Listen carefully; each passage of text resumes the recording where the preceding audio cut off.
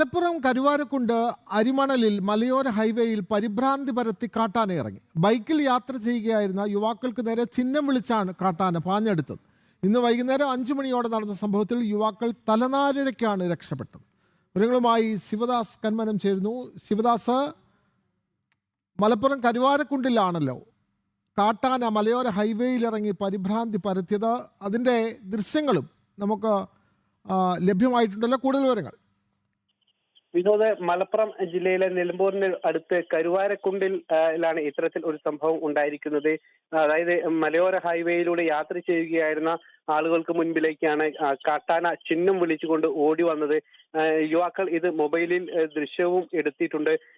മൊബൈലിൽ ദൃശ്യം എടുത്തു വരുന്നതിനിടെ കാട്ടാന ഇവരുടെ അടുത്തേക്ക് ഓടി വരുന്നതായിരുന്നു ആ ദൃശ്യത്തിൽ കണ്ടത്. ഈ മലയോര ഹൈവേയിലൂടെ യുവാക്കൾ യാത്ര ചെയ്യുമ്പോഴാണ് ഇത്തരത്തിൽ ഒരു സംഭവം ഉണ്ടായത്. ഇന്ന് വൈകിട്ട് 5 മണിക്കാണ് ഇത്തരത്തിൽ ഒരു സംഭവം. അതായത് മലയോര ഹൈവേ എന്ന് പറയുമ്പോൾ വനത്തോട് ചേർന്ന് കിടക്കുന്ന ഒരു പ്രദേശം കൂടിയാണ് കരുവാരക്കുണ്ട് എന്ന് പറയുമ്പോൾ. നിലമ്പൂരിൽ നിരവധി വനമേഖല ഉള്ള ഒരു ഇടം കൂടിയാണ്. ഈ ഭാഗങ്ങളിലൊക്കെ തന്നെ നിരവധി കാട്ടാനകളുടെ സാന്നിധ്യം കൂടി ഉണ്ട്.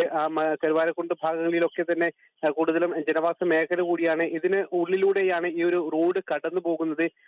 ഈ റോഡിലൂടെ യുവാക്കൾ യാത്ര ചെയ്യുമ്പോഴാണ് ഇത്തരത്തിൽ കാട്ടാന കുറച്ചപ്പുറത്തായിരുന്നു ആദ്യം നിന്നിരുന്നത്.